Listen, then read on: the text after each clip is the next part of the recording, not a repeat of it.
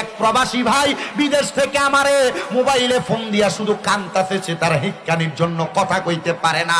আমি জিগাইলাম বাইক না কাইন্দা কারণটা বলেন, কারণটা বলেন। এ আমারে কয় হুজুর 9 বছর একটানা বিদেশ করি, আমি আমার বউয়ের অ্যাকাউন্টে টাকা পাঠাইছে, আমার স্ত্রীর এমন কোনো সম্পদ নাই, এমন কোনো গয়না নাই, তারে কিনা দেই নাই, দামি মোবাইল কিনা দেই নাই। হুজুর গতকালকে আমার স্ত্রীটা আমার দেওয়া সকল টাকা পয়সা নিয়ে আমার পাশের বাড়ির একটা ছেলের সঙ্গে পলায়া গেছে। এ প্রবাসীদের স্ত্রীরা, তোমার স্বামী বিদেশের জমিনে বড় কষ্ট করে, বড় কষ্ট করে, বড় কষ্ট করে। আমি সবার কথা বলতেছি না। এই প্রবাসীরা নিজের রক্তরে পানি বানায়, শাক দিয়া ভাত খায়া, সবজি দিয়া ভাত খায়া তোমাদের কাছে মিথ্যা কথা বলে, গোস্ত দিয়া ভাত খাইছে।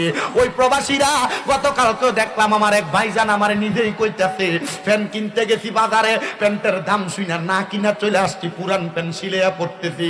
শুধু পোলাপানের পরীক্ষা শেষ হয়ে গেছে, নতুন বছর চালু হয়েছে, বই কিনা দেওয়া লাগবো, প্রাইভেট কোচিং মাস্টারের টাকা দেওয়া লাগবো।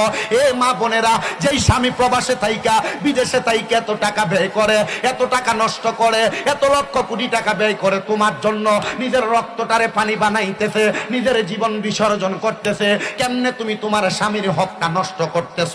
কেমনে তুমি তোমার স্বামীর টাকা দিয়া অন্য ছেলের সঙ্গে মোবাইলে কথা বলতেছ? আল্লাহর দোহাই লাগে, জান্নাতে যাইতে চাইলে তুমি এমন কর্ম কইরো না। অনেক প্রবাসীরা তো মাঝে মাঝে বিচার দেয়, হুজুর স্ত্রীরা এত বোঝানো বুঝাই, মাঝে মাঝে মহিলাদের একটু ওয়াজ করবেন, তারা যেন তাদের স্বামীর কথা শোনে। আমি জিজ্ঞাসা করি, ভাই সাহেব কেন এমন কথা বলেন? আপনি বিদেশে তো কষ্ট করেন, আপনার বউকে আপনার কথা শোনে না? কয় হুজুর বিদেশে থাকি, কর্ম শেষ করে বাসার মধ্যে আইসা রুমের মধ্যে একটু কথা বলতে চাই, আমার কেমন ব্যস্ততা দেখায়। আমি বলি অমুক জায়গায় যাইও না, আমার স্ত্রী তত বেশি যায়। প্রত্যেক বৃহস্পতিবারে মনে হয় নিয়ম হয়ে গেছে, আমার স্ত্রী ঘুরতে না গেলে তার ভালো লাগে না। হুজুর আমি স্বামী তো বিদেশে, আমার স্ত্রী কোথায় যায় আমার মন টানে না। আমার স্ত্রীর আমি এই কথা বললে আমারে শুধু উত্তর দেয়, তুমি কি আমারে বিশ্বাস করো না? আরে বিশ্বাস করবো কারে, বিশ্বাস করবো কারে? তুমি মহিলা যদি তোমার স্বামীর কথা নাই শোনো, তোমারে আবার বিশ্বাস করবে কেন?